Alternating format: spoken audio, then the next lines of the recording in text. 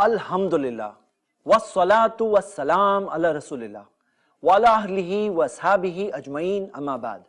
मैं आप तमाम नाजरीन का इस्तकबाल करता हूँ, आपको वेलकम करता हूँ हमारे प्रोग्राम ब्लैक एंड वाइट में। हम आज देखने वाले हैं डी रेडिकलाइजेशन के ताल्लुक से चंद बातें, कुछ ऐसी बातें जो इस मौजू, इस टॉपिक पर एक सही बैलेंस्ड अप्रोच के साथ हमें आगे बढ़ाए।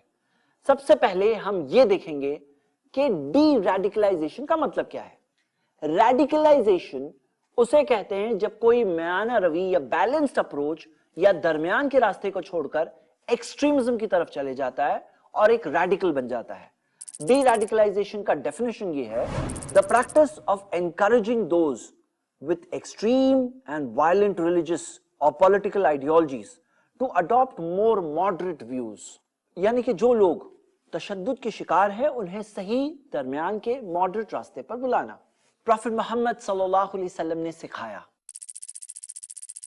या अय्युहन्नास, ए इंसानो, इय्याकुम वल गुलू फिद्दीन, दीन में गुलू, हद से तजावुज करना, हद से आगे बढ़ना, एक्सट्रीम पर जाना, उससे बचो। फइन्नमा अहलका मन काना क़ब्लकुम अल गुलू फिद्दीन, क्योंकि तुमसे पहले वाले दीन में गुलू की वजह से हलाक हो गए। इस्लाम ने जो रास्ता बताया वो एक बहुत बैलेंस्ड रास्ता है। इस रास्ते से जो लोग आगे बढ़ जाते हैं, तशद्दुद के रास्ते पर जाते हैं, जो इस्लाम की सिखाई हुई टीचिंग्स के दायरे से बाहर जाते हैं, वो हम देखते हैं कि बहुत सारे गलत कामों में इन्वॉल्व होते हैं। आज दुनिया में ऐसे लोग भी हैं जो इस्लाम के नाम में एक ऐसी सोच को अपनाए हुए हैं जिस सोच के अंदर तशद्दुद और एक्सट्रीमिज्म पाया जाता है, जो इस्लाम के बताए हुए बैलेंस्ड और सही और अमन वाले रास्ते से बाहर निकल चुका है। हम आज इस अप्रोच के ताल्लुक से बिल्कुल फेस टू फेस अपफ्रंट बातें देखने वाले हैं, लेकिन इससे पहले कि हम आगे बढ़ें, हम तीन अहम बातों को देख लेते हैं।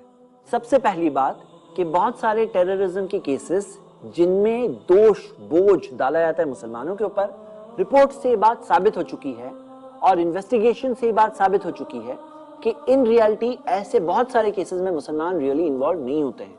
दूसरी बात कि मीडिया में जब किसी टेररिज्म के केस की रिपोर्टिंग होती है और अगर मुस्लिम नेम इन्वॉल्व है तो उसे बहुत ज्यादा पब्लिसिटी मिलती है। और तीसरी बात, भले ही हम रेडिकलाइजेशन के खिलाफ डी रेडिकलाइजेशन का ये प्रोग्राम कंडक्ट कर रहे हैं, हमारा ये मानना है कि बहुत कम मुसलमान हैं जो इससे इन्फ्लुएंस्ड है। मिसाल के तौर पे ब्रुकिंग्स की इस रिपोर्ट में आया है कि इस्लामिक स्टेट, जो हकीकत में कोई इस्लामिक स्टेट नहीं है, वो अन इस्लामिक स्टेट है, आइसिस से डायरेक्टली इनडायरेक्टली 142 लोगों का 80 लाख पॉपुलेशन में से 142 लोग इन्वॉल्व रहे हैं इन सम वे विद आइसिस, जो अगर आप पॉपुलेशन का देखें तो 0.000075% है। लेकिन कोई एक शख्स भी अगर इन्वॉल्व हो तो हम सब के लिए ये एक शर्म की बात है। हम ये नहीं चाहते कि कोई एक भी मुसलमान ऐसे रेडिकलाइज थॉट्स रखें, उसके अंदर ऐसी सोच बने या ऐसा कोई काम वो करें। इसी वजह से हम ये डी रेडिकलाइजेशन प्रोग्राम देख रहे हैं और हम इसके अंदर एक बहुत ही डायरेक्ट अप्रोच के साथ, एक फेस टू फेस अप्रोच के साथ कई बातें देखेंगे।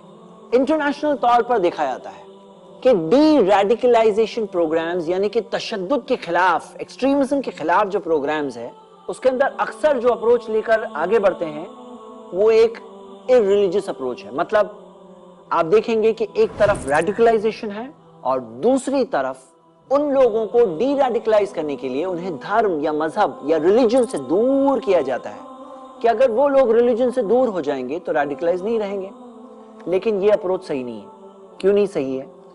एक इंसान जब ऊपर वाले के लिए सही रास्ता लेता है, ऊपर वाले पर ईमान रखता है कि मेरा मालिक मुझे देख रहा है, भले ही कोई पुलिस मुझे नहीं देख रही हो, भले ही कोई इन्वेस्टिगेशन एजेंसी मुझे नहीं देख रही हो, ऊपर वाला मेरा मालिक मुझे देख रहा है और मुझे सही रास्ता लेना चाहिए उसके लिए। और अकाउंटेबिलिटी कि मैं उसके सामने खड़े होने वाला हूँ, क़यामत के दिन मैं उसके सामने जब खड़ा होऊंगा तब मुझे जलील नहीं होना है, मुझे डिसग्रेस नहीं होना है। तो ये जो सोच है जब एक इंसान में आए तो तब एक रियल सुधार आ सकता है। अगर आप किसी को रिलीजन से दूर कर दें, सो कॉल्ड सेक्युलरिज्म में ले जाएं, उसे धर्म से अधार्मिक बना दें, उसे इररिलीजियस बना दें, तो जिस किसी दिन وہ धार्मिक फिर से बनेगा तो रेडिकलाइज ही होगा। यानी अगर कभी भी उसके दिल में धार्मिक भावनाएं आ गई वापस तो रेडिकलाइज होगा वो, क्योंकि उसकी सोच वही है, धर्म उसके नजदीक वही है। हालांकि सच्चाई ये नहीं है। सच्चाई तो ये है, इस्लाम रेडिकलाइजेशन के, तशद्दुद और एक्सट्रीमिज्म के खिलाफ है। तो सही अप्रोच क्या है? सही अप्रोच ये है, जो दरमियान वाला अप्रोच है, वो ये कि धर्म या रिलीजन में ही रहकर सही और सच्ची सोच के मुताबिक एक इंसान अगर आगे बढ़े तो वो खुद ब खुद डी रेडिकलाइज हो जाएगा। रेडिकलाइजेशन का सवाल ही नहीं उठता। तो आइए हम स्टार्ट करते हैं। मैं आपके सामने 10 प्रूफ्स रखना चाहता हूं क्यों रेडिकलाइजेशन, तशद्दुद, टेररिज्म, आतंकवाद गलत है कुरान और हदीस और इस्लाम की रोशनी में। अगर कोई इंसान आतंकवाद का कोई काम करता है तो वो बहुत सारे गुनाह एक साथ में करता है। सबसे पहला गुनाह वो ये करता है कि किसी मासूम जान को लेता है। अल्लाह ताला ने कुरान में सूरह माइदा सूरह 5 आयत नंबर 32 में फरमाया, मन कतल नफ्सन, जो किसी जान का कत्ल करे, बेगैरी नफ्सिन, किसी और जान की कत्ल की सजा के तौर पर अगर ना हो, और फसादिन फिल अर्द, या जमीन पर फसाद फैलाने के लिए ना हो, फकअन्नमा क़तल अन्नास जमीआ, ऐसा है जैसा कि सारे इंसानों का कत्ल कर दिया। मतलब कि किसी मासूम जान का कोई कत्ल करे तो ऐसा है जैसे कि सारे इंसानों का कत्ल कर दिया। वमन अहयाहा, जो किसी जान को बचा ले, फकअन्नमा अहया अन्नास जमीआ, ऐसा है जैसे कि सारे इंसानों को बचा लिया। आप इसमें 2 बातों पर गौर करें। सबसे पहले कि कुरान में जो सारी की सारी आयतें हैं जो किसी भी जान के कत्ल के बारे में है, या सारी की सारी हदीसें हैं, वो सब के सब में लफ्ज जो नफ्स आता है, नफ्स, उसमें सब इंक्लूडेड है, चाहे मुस्लिम हो चाहे गैर मुस्लिम हो। वो ऐसा नहीं है कि जो किसी मुसलमान का कत्ल करे ऐसा है जैसे सारे इंसानों का कत्ल कर दिया। अल्फाज आयत के हैं, मन कतल नफ्सन, जो किसी जान का कत्ल करे। अब कोई भी जान हो, उसका कत्ल इस्लाम में हराम है। नंबर 2 कि जो इस्लाम के अंदर सजा है वो सिर्फ एक हुकूमत और गवर्नमेंट दे सकती है। वो कोई इंडिविजुअल के लिए नहीं है कि कोई भी अपनी तरफ से किसी सजा को नाफिज करे। जो लोग आतंकवाद की तरफ आगे बढ़ते हैं, शायद हो सकता है कि जन्नत की उम्मीद में कर रहे हो। काश कि उनको पता होता जो प्यारे नबी मोहम्मद सल्लल्लाहु अलैहि वसल्लम ने फरमाया, मन कतल रजुलन मिन अहले ज़िम्मा, जो इस्लामिक कंट्री के अंदर रहने वाले किसी नॉन मुस्लिम का कत्ल करे, गैर मुस्लिम का कत्ल करे, लम यजिद रीहल जन्ना, उसे जन्नत की खुशबू भी नहीं मिलेगी। व इन रीहा लयूजदु मिन मसीरति कदा व कदा, हालांकि जन्नत की खुशबू फलां फलां फासले से मिलती है। मतलब जो शख्स किसी मासूम जान का कत्ल करे, जन्नत जाना तो दूर की बात, उससे जन्नत की खुशबू भी नहीं मिलेगी। और यहाँ पर हमें ये पता चलता है, ये हदीस मुस्नद अहमद में है सही सनद से, यहाँ पे वो सारे लोगों के सवाल का भी जवाब मिलता है जो ये समझते हैं कि कोई इस्लामिक कंट्री हो तो वहां पर नॉन मुस्लिम्स की जानों की कोई सेफ्टी नहीं। हम देखते हैं कि खुद मोहम्मद सल्लल्लाहु अलैहि वसल्लम ने अपने खुद के वर्ड से, अपनी जिंदगी की एग्जाम्पल से ये बात साबित की कि उनकी जिंदगी प्रिजर्व्ड है। सही बुखारी की हदीस है, मन कतल मुआहदन, जो किसी ऐसे नॉन मुस्लिम का कत्ल करे जो मुआहद है, मुआहद यानी कि ऐसी कंट्री में रहता है जिसके साथ इस्लामिक कंट्री का पैक्ट है, ऐसे किसी नॉन मुस्लिम का कत्ल करे, लम यराह राइहतल जन्ना, उसे जन्नत की खुशबू भी नहीं मिलेगी। हालांकि जन्नत की खुशबू फलां फलां फासले से मिलती है। आइसिस या इस तरह के एक्सट्रीमिस्ट सोच रखने वाले लोगों में जिस तरह से मासूम जानों का कत्ल किया जाता है, इनोसेंट सिविलियंस का कत्ल किया जाता है, वैसी चीज तो प्रॉफेट मोहम्मद सल्लल्लाहु अलैहि वसल्लम ने जंग के मैदान में भी करने की इजाजत नहीं दी। सही बुखारी और सही मुस्लिम की हदीस है कि प्रॉफेट मोहम्मद सल्लल्लाहु अलैहि वसल्लम ने देखा एक जंग के अंदर कि एक औरत मारी गई थी। इस बात को देखकर वो बहुत सख्त नाराज हुए। फन्हा अन क़त्ल निसाई व सिबियान, उन्होंने मना किया, प्रोहिबिट किया कि कोई भी औरत या बच्चे का कत्ल नहीं होना चाहिए। आप देखिए इस हदीस की रोशनी में, इस्लाम की टीचिंग्स की रोशनी में किस तरह से एक्सपोज्ड हैं ये लोग। मतलब कोई अगर किसी तरह से अगर कंफ्यूज्ड हो तो ये इनके सिविलियंस और जो इस तरह से मासूम लोगों को वो लोग मारते हैं, इसी से वो लोगों की आइडियोलॉजी एक्सपोज हो जाती। कोई समझने वाले के लिए यही बहुत ज्यादा था। सही बुखारी की हदीस है, अव्वलु मा युक़दा यौमल क़ियामती फ़ी दिमा, सबसे पहली चीज जिसका हिसाब होगा क़यामत के दिन وہ خون کے تعلق سے. اگر کسی نے قتل کسی انسان کا کیا ہے اس کے تعلق سے قیامت کے دن اللہ تعالیٰ کو سب سے پہلی چیز یہی جواب اسے دینا پڑے گا. تو یہ سب سے پہلا گناہ ہے آتنکواد میں. آتنکواد کے اندر دوسرا پرابلم یہ ہے کہ کسی کی پراپرٹی کے ساتھ خیانت کی جا رہی ہے. اسلام نے سکھایا ہے کہ لوگوں کی پراپرٹی کی حفاظت ہمیں کرنا چاہیے. حدیث ہے محمد صلی اللہ علیہ وسلم نے بتایا کہ ایک مومن، ایک ایمان والا، ایک بلیور کون ہوتا ہے؟ وہ شخص ہوتا ہے جس پہ لوگ ٹرسٹ کر سکتے ہیں. من امنہ الناس علی اموالہم وانفسہم، اپنے مال کے تعلق سے اور اپنی جان کے تعلق سے. اور محمد صلی اللہ علیہ وسلم کی خود کی زندگی اس کے تعلق سے پروف ہے. آپ دیکھیے کہ ایسا وقت آیا، جنگوں کے اندر بھی آیا، کہ جہاں پر کوئی غلط چیز کر سکتے تھے. ایک شخص نے ایک بار اسلام قبول کیا، اس کے پاس محمد صلی اللہ علیہ وسلم کے جو اپوزرز تھے ان کی کچھ چیزیں تھیں، تو محمد صلی اللہ علیہ وسلم نے کہا اسے واپس لوٹاؤ. ان کا ٹائٹل الامین اور الصادق کیوں تھا؟ کیونکہ لوگ ٹرسٹ کرتے تھے ان پر کہ یہ کبھی چیٹنگ نہیں کریں گے، اور وہی چیز انہوں نے کی، وہی چیز انہوں نے سکھائی. آتنکواد کے اندر تیسرا پرابلم کیا ہے؟ تیسرا پرابلم یہ ہے وعدہ، عہد اور اوتھ توڑا جا رہا ہے.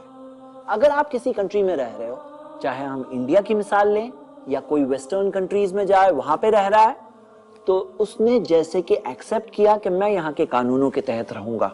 اب وہاں کے قانونوں کے تحت رہنے میں سے یہ بہت بنیادی بات ہے کہ وہاں کے لوگوں کے ساتھ آتنکواد نہیں کیا جائے گا، دہشت نہیں کی جائے گی. یہ تو بہت بیسک بات ہے.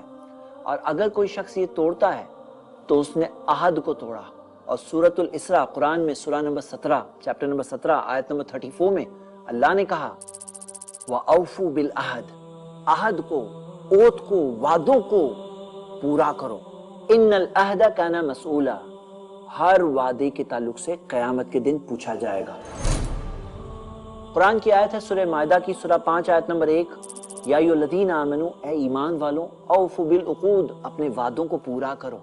تو وعدوں کو پورا کرنا اسلام نے سکھایا. وعدہ کر کے وعدہ خلافی کرنا، غداری کرنا، کسی کی پیٹھ کے اندر چھرا مار دینا، آتنکواد وہی تو ہے.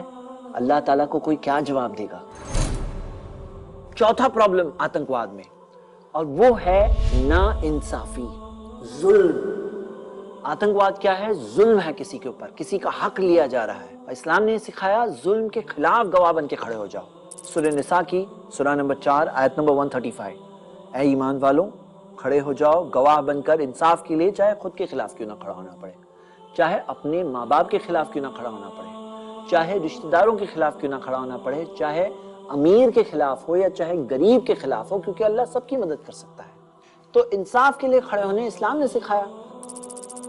مسند احمد کی صحیح حدیث ہے اتقوا دعوت المظلوم، ڈرو مظلوم کی بد دعا سے، مظلوم کی کرس سے ڈرو. وَإِن كَانَ كَافِرًا، چاہے کوئی غیر مسلم ہی کیوں نہ ہو، فَإِنَّهُ لَيْسَ دُونَهَا حِجَابٌ، کیونکہ اس کے اور اللہ کے بیچ میں کوئی بیریئر، کوئی پردہ نہیں ہوتا. کیا جواب دیں گے جب وہ سارے لوگ جو اس آتنکواد سے پریشان ہوتے ہیں، جن کی زندگیاں اجڑتی ہے، جن کی فیملیز کی زندگیاں اجڑتی ہے، وہ آئیں گے اپنا بدلہ لینے کے لیے؟ قیامت کے دن اللہ تعالیٰ انہیں پیمنٹ دے گا، ان کے ساتھ انصاف ہوگا. اگر نیکیاں ہیں تو نیکیوں میں سے پیمنٹ ہوگا، نہیں تو ان کے کیے ہوئے گناہ اس شخص پر آئیں گے جس نے ظلم کیا، ان کے ساتھ غلط کیا. آتنکواد کے خلاف ہمارا پانچواں پوائنٹ، اور وہ ہے کہ زمانے جاہلیت، اسلام کے آنے سے پہلے جو زمانہ تھا جس کے اندر جاہلیت والی کئی چیزیں چلتی ہے، غلط چیزیں بہت ساری چلتی تھی. لوگ پاگلوں جیسا شراب سے محبت کرتے تھے، لوگ جوا کھیلا کرتے تھے، غلط کام کیا کرتے تھے، اپنی بچیوں کو زندہ دفن کر دیا کرتے تھے. وہ زمانے جاہلیت میں بہت ساری چیزیں ہوتی تھی، اس میں سے ایک چیز یہ ہوتی تھی خون کے انتقام. زمانے جاہلیت کی یہ ایک چیز ہے آتنکواد.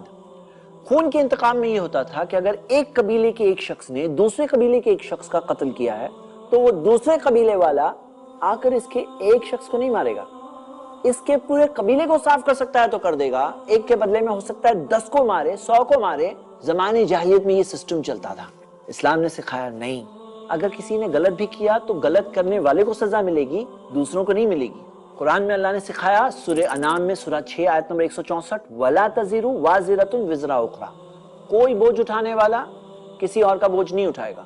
जाहिलियत के जमाने के खून के इंतकाम को खत्म किया, रोका। आतंकवाद कैसे जमाने जाहिलियत के खून के इंतकाम की तरह, मैं आपको बताता हूं। आतंकवादी को जब कहा जाता है कि ये गलत है, तो तशद्दुद वाले लोगों का ये कहना है उन्होंने फलां जगह पर ये किया, उन्होंने फलां जगह के फलां लोगों के साथ ऐसा किया, तो हम उनके साथ ऐसा कर रहे हैं। लेकिन सवाल ये है कि जो मुजरिम है वो मुजरिम के साथ आप कर रहे हो या दूसरे किसी और के साथ कर रहे हो? आप उसकी कौम के किसी और शख्स के साथ ये कर रहे हो, मुजरिम के साथ नहीं हो रहा है। और मुजरिम के साथ करने का आपको हक भी नहीं है, क्योंकि उसके अंदर भी एक ड्यू प्रोसेस ऑफ लॉ होता है, कानून का सिस्टम होता है, ट्रायल होता है, साबित किया जाता है, गवाहों को लाया जाता है, उसके बाद में जाके जुर्म साबित हो तो एक गवर्नमेंट वो चीज करेगी, इंडिविजुअल्स नहीं करते हैं। और यही है छठा गुनाह, कानून को अपने हाथ में लेना। कुरान में अल्लाह ताला ने सिखाया सूरह निसा में सूरह 4 आयत नंबर 83, वइज़ा जाअहुम अम्रुम मिनल अम्नि अविल खौफि अज़ाउ बिह, जब उनके पास कोई मामला आता है जो अमन से ताल्लुक रखता है या खौफ से ताल्लुक रखता है, वो लोग उसको फैला देते हैं। वलौ रद्दुहु इला रसूल, अगर रसूल की तरफ लौटा देते, व उलिल अम्रि मिनहुम, और उनमें जो इख्तियार वाले हैं उनकी तरफ रिफर करते, लअलिमहु अल्लज़ीना यस्तंबितूनहु मिनहुम, उनमें जो नॉलेज वाले लोग हैं वो जानते हैं क्या करना है।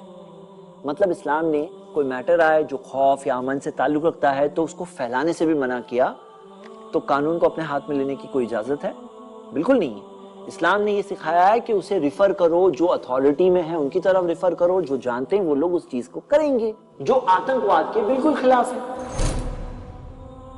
सातवां गुनाह, और शायद ये सबसे बड़ा गुनाह है आतंकवाद में, और वो ये है कि इस्लाम का इमेज खराब किया जाता है। इस्लाम के ताल्लुक से लोग बदजन होते हैं, इस्लाम के ताल्लुक से लोग नफरत करते हैं, मोहम्मद सल्लल्लाहु अलैहि वसल्लम के ताल्लुक से बदगुमान होते हैं, गलत ख्यालात उनके दिल में आते हैं। सब ये ऐसे चंद तशद्दुद वाले लोगों की वजह से। जब उस जमाने में लोग इस्लाम के बारे में सोचते थे तो उन्हें मोहम्मद सल्लल्लाहु अलैहि वसल्लम का मुस्कुराता हुआ चेहरा याद आता था। आज जब सोचते हैं इस्लाम के बारे में तो कई सारे लोगों को आईसिस की दहशतगर्दी याद आती है, गन याद आती है, वो सारे गलत काम याद आते हैं। तो सबसे बड़ी चीज, और क्या जवाब देंगे वो अल्लाह ताला को कि उन्होंने अल्लाह के दीन का नाम क्यों खराब किया, उन्होंने क्यों ऐसा रास्ता लिया। ये बहुत बड़ा गुनाह है, क्योंकि बहुत सारे लोगों को गुमराह करने में ये लोग जरिया बन रहे हैं जो ऐसे तशद्दुद के रास्ते पर चलते हैं। ये सातवां गुनाह है।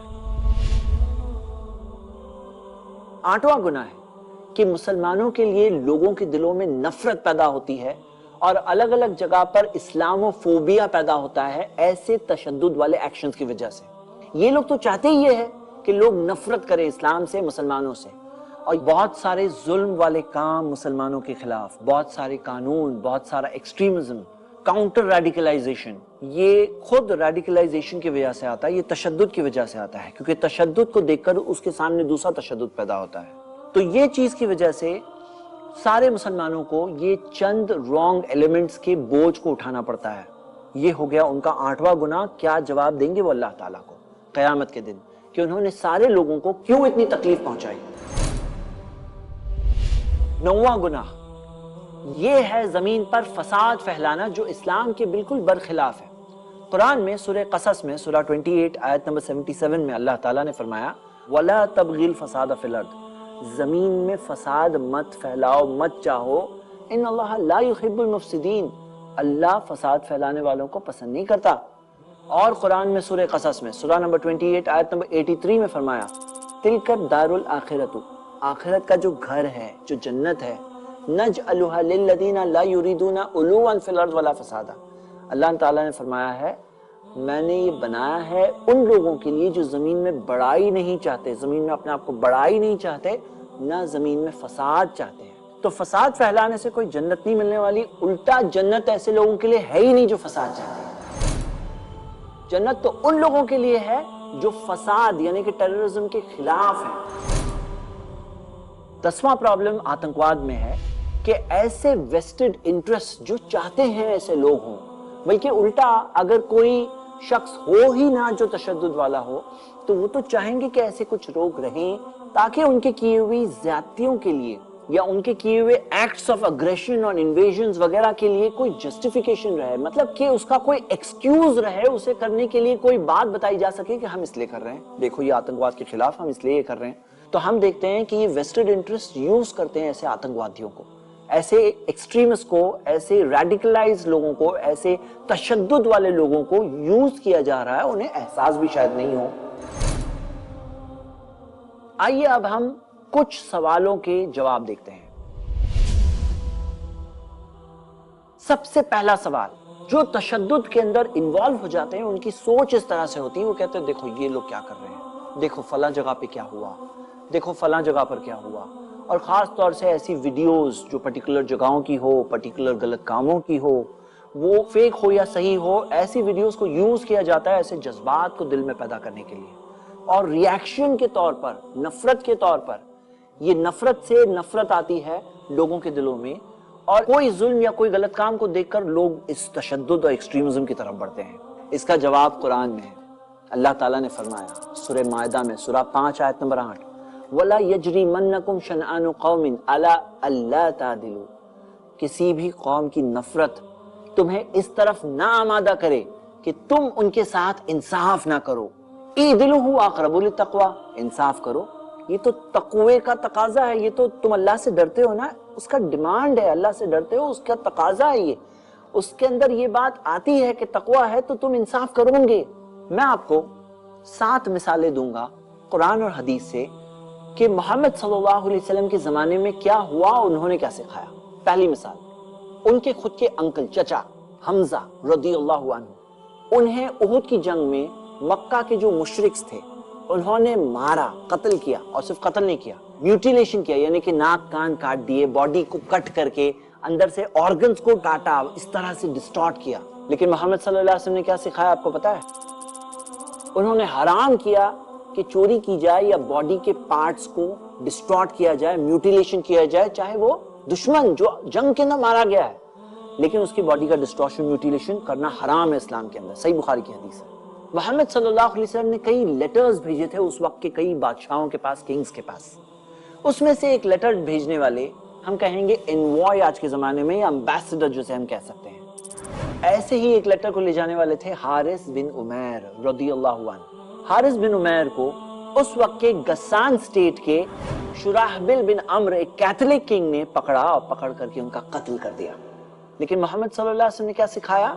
सुनन अबू दाऊद की सही हदीस है, अन्ना रुसुला ला तुक़तल, एनवॉयज, एम्बेसडर, कासिद, जो मैसेज लाने वाले हैं, उनको कत्ल नहीं किया जाएगा।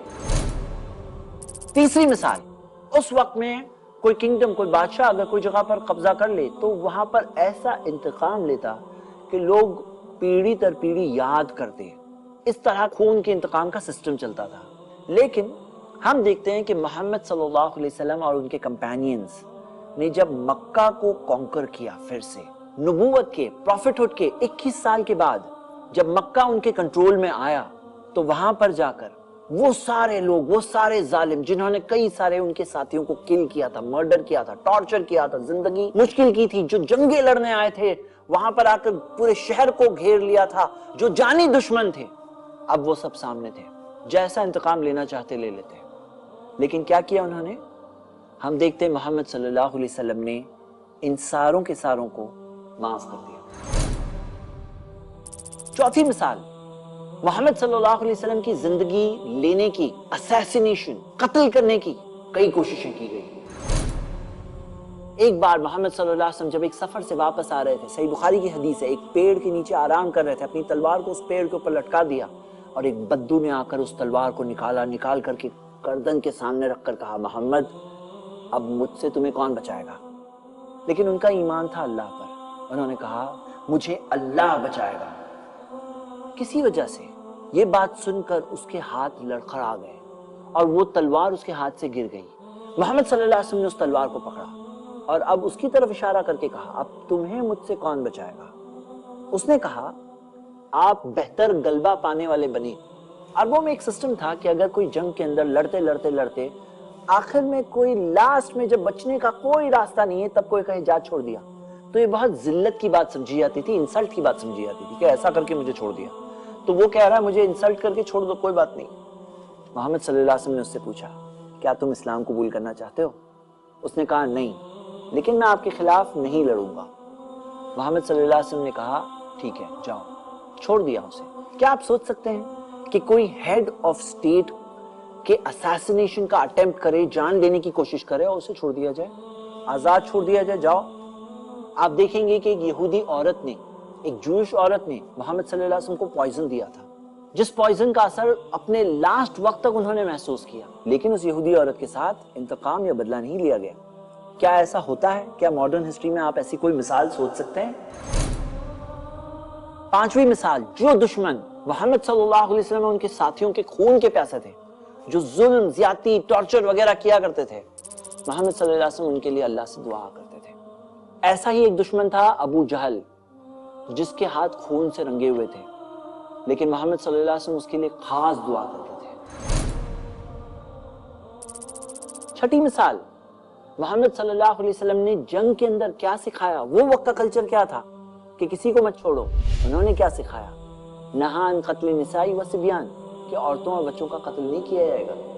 اور ایک لاسٹ ساتویں مثال، جو لوگوں نے انہیں گالیاں دی، برا کہا، لیکن اسلام نے یہ سکھایا اور محمد صلی اللہ علیہ وسلم نے یہی سکھایا، اس پر ایکشن عمل کیا۔ قرآن کی آیت ہے سورہ ہجر، سورہ نمبر 15، آیت نمبر 94-95، فَاصْدَعْ بِمَا تُؤْمَرْ، جو آپ کو حکم دیا گیا ہے وہ آپ ڈکلیئر کر دو۔ وَأَعْرِضْ عَنِ الْمُشْرِكِينَ، اور ان مشرکوں سے اعراض کرو، مطلب اگنور کرو ان کو، اوور لک کرو، چھوڑ دو ان کو۔ اِنَّا كَفَيْنَاكَ الْمُسْتَهْزِئِينَ، آپ کا مذاق اڑانے والوں کے لیے اللہ ہی کافی ہے۔ اسلام نے یہ سکھایا اور محمد صلی اللہ علیہ وسلم نے اس پر عمل کیا۔ ہم وہی نبی کے فالوورز ہیں۔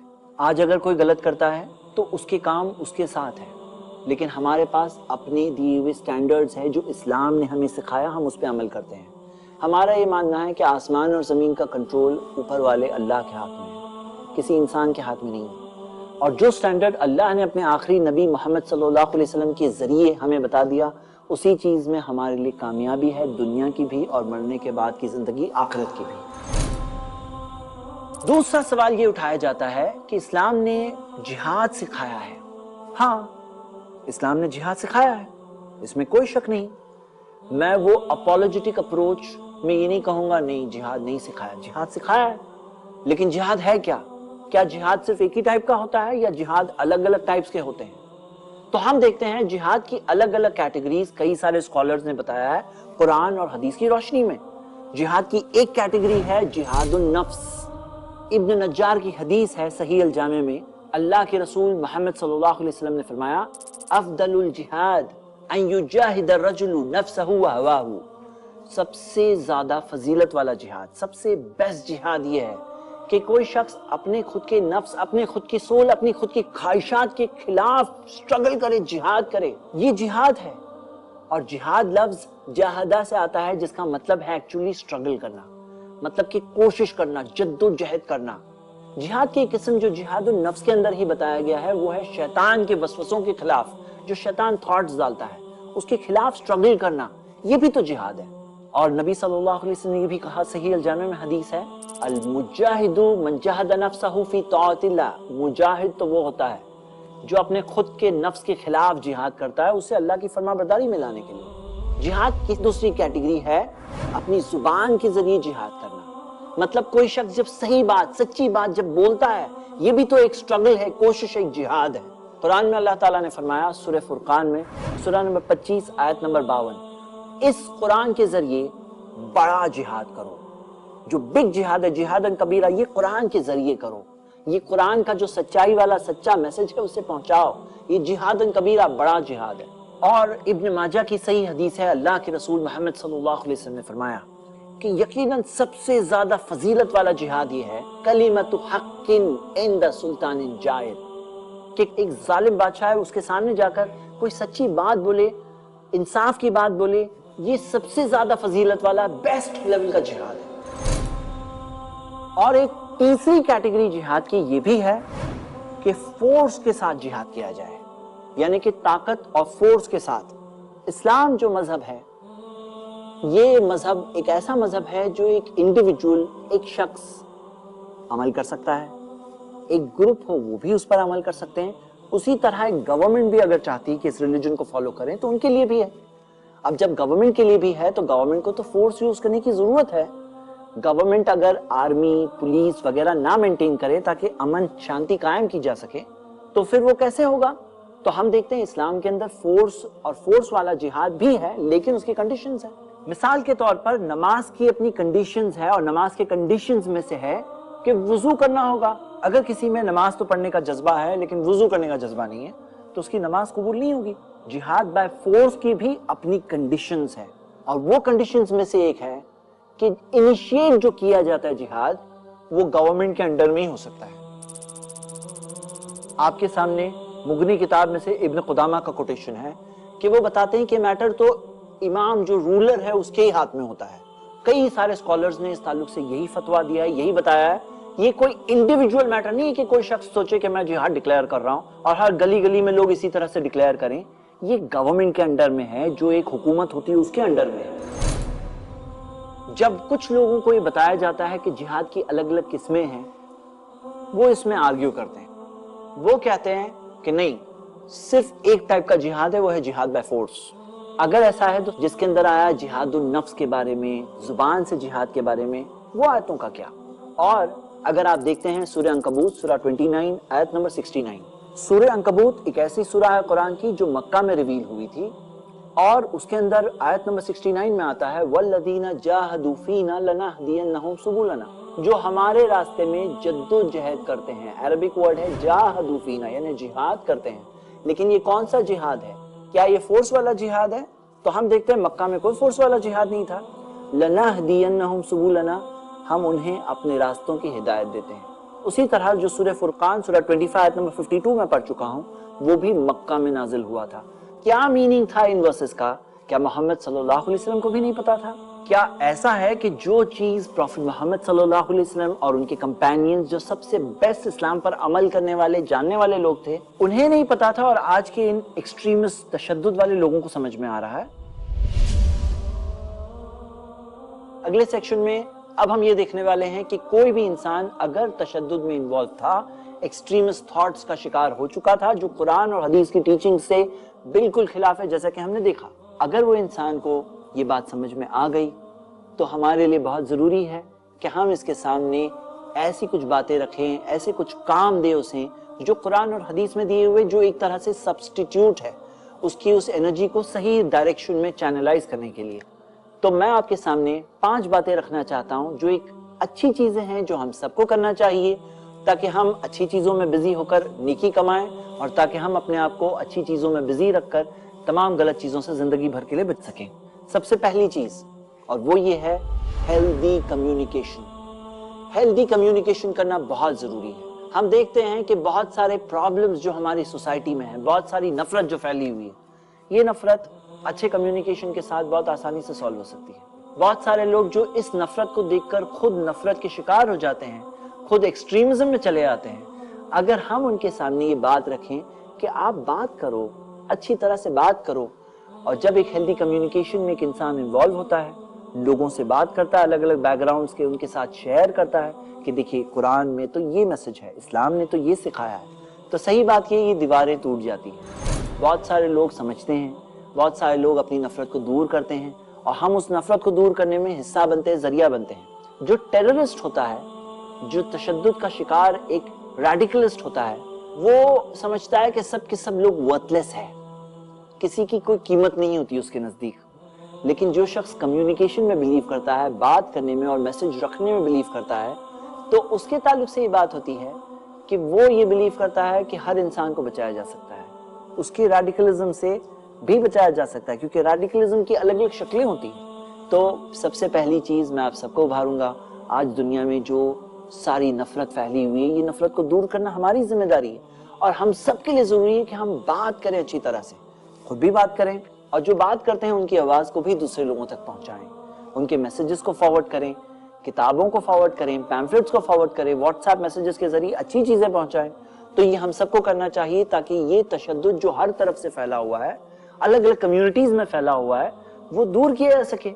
दूसरी चीज जो हम सबको करना चाहिए वो एक्ट्स ऑफ मर्सी करना चाहिए, रहमत वाले काम करने चाहिए, क्योंकि मोहम्मद सल्लल्लाहु अलैहि वसल्लम थे रहमतुल लिल आलमीन। कुरान में अल्लाह ताला ने उनके बारे में यही इंट्रोडक्शन दिया कि वो सारे जहानों के लिए रहमत है। और मोहम्मद सल्लल्लाहु अलैहि वसल्लम ने सिखाया इरहमु मन फिल अर्द यरहमकुम मन फिस समा, जमीन वालों पर रहम करो, आसमान वाला तुम पर रहम करेगा। तो जमीन वालों पर रहम करना है बहुत जरूरी है।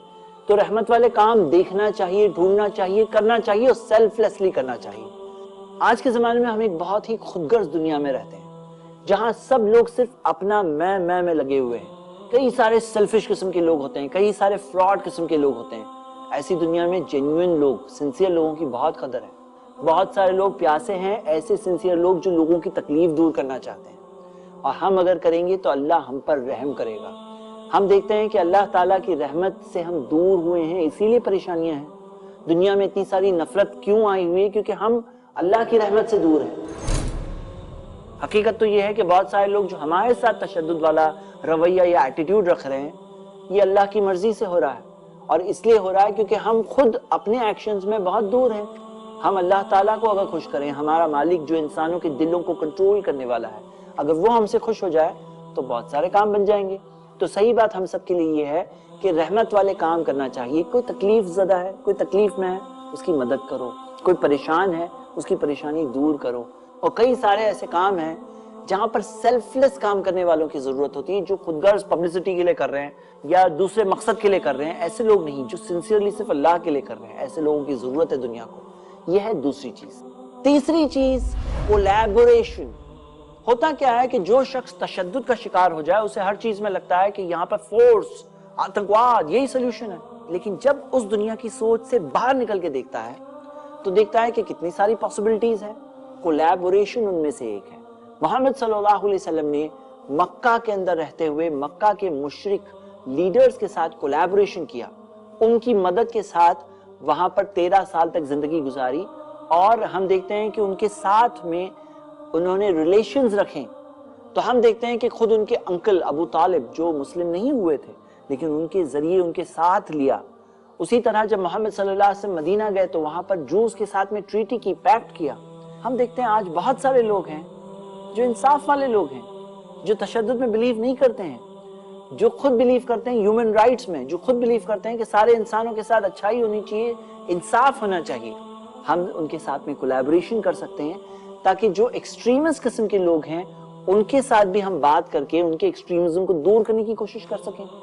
तो ये हो गया थर्ड पॉइंट, वो है कोलैबोरेशन, यानी मिल करके प्रॉब्लम सॉल्व करना। चौथी चीज पेशेंस, सब्र। सब्र भी तो कुछ है कि नहीं है।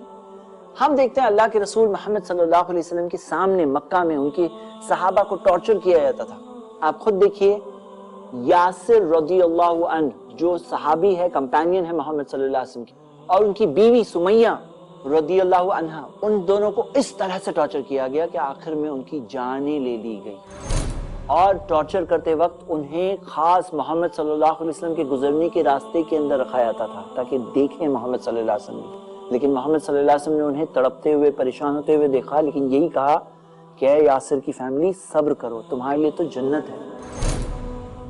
हम देखते हैं कि उस जमाने में भी नबी सल्लल्लाहु अलैहि वसल्लम के पास डेडिकेटेड सहाबा थे, अपनी जान तक देने तैयार थे। ऐसे सहाबा थे। साद बिन अबी वक्कास रज़ियल्लाहु अन्हु ने तो कहा भी था, लेकिन नबी सल्लल्लाहु अलैहि वसल्लम ने सबको